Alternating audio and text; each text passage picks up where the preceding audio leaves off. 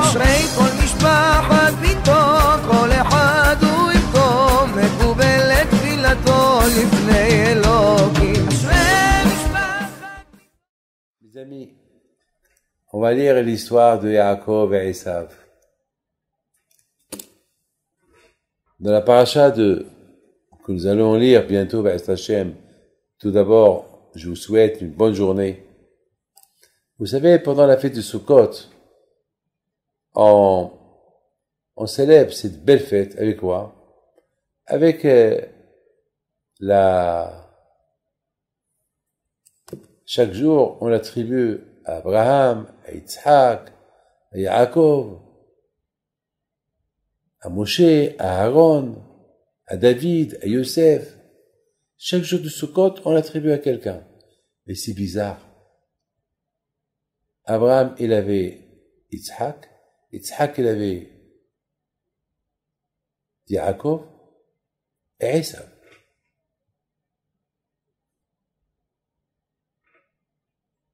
Et on voit pas Esav dans la Souka. C'est bizarre.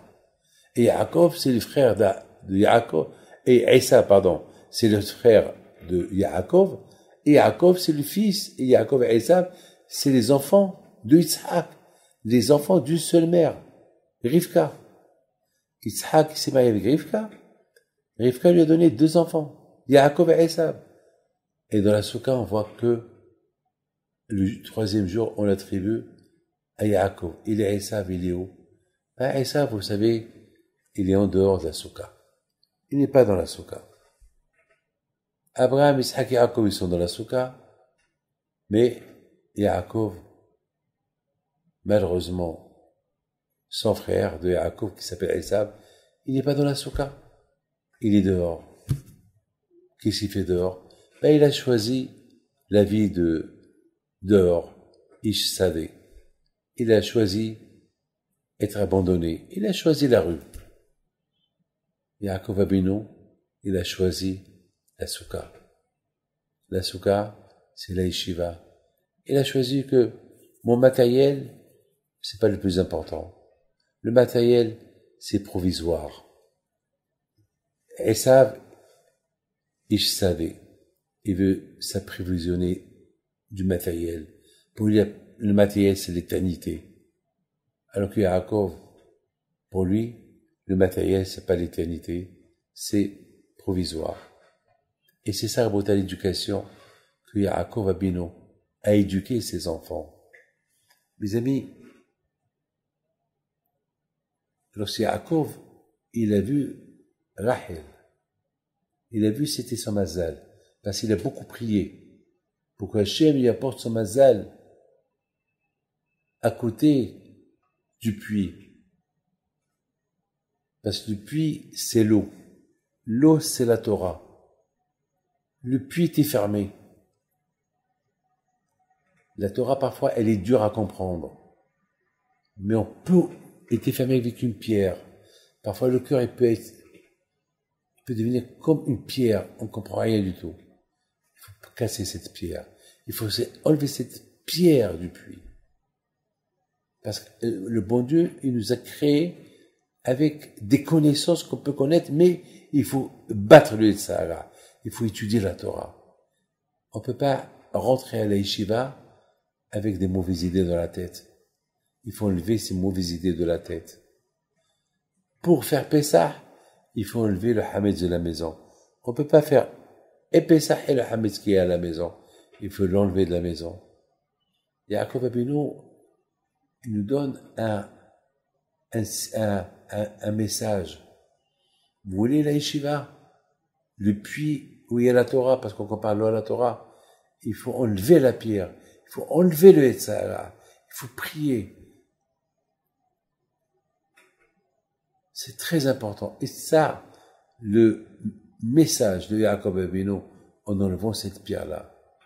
Parce que lorsqu'on enlève cette pierre-là du cœur, alors il y a quelque chose à transmettre aux enfants. Mais mes amis, si on n'enlève pas la pierre du cœur. Qu'est-ce qu'il y a à transmettre à nos enfants?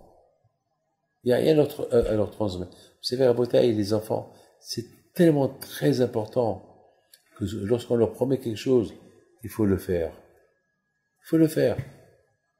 Parce que pour ne pas leur apprendre le mensonge. BR, c'est le puits. BR, c'est la gamétaria, chiffre numérique de guerre. Guerre, ça veut dire, je suis un étranger. Dans ce monde-là, on est des étrangers. C'est pas éternel. Ça, mes amis. Ça, c'est mes amis. Et c'est quoi l'éternité? C'est l'autre monde. Et l'autre monde, tu vas avec quoi? Avec la Torah. Avec les mitzvot.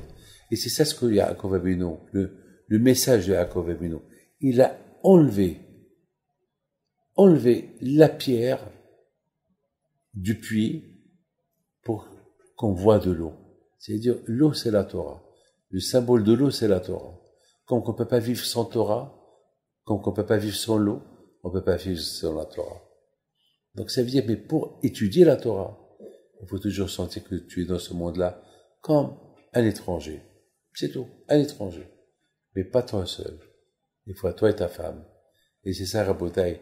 Yaakov et Rachel qui se rencontrent à côté d'un puits, le puits qui symbolise qu'on n'est que proviseur dans ce monde-là et que l'éternité c'est l'autre monde. On ne va dans l'autre monde qu'avec la Torah.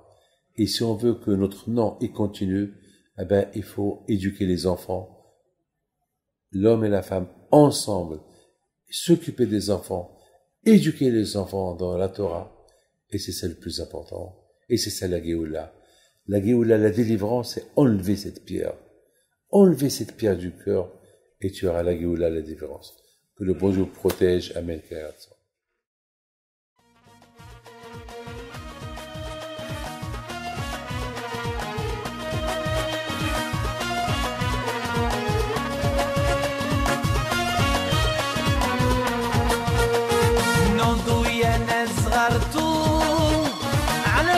حيم بنتو وقف لنا زي خوت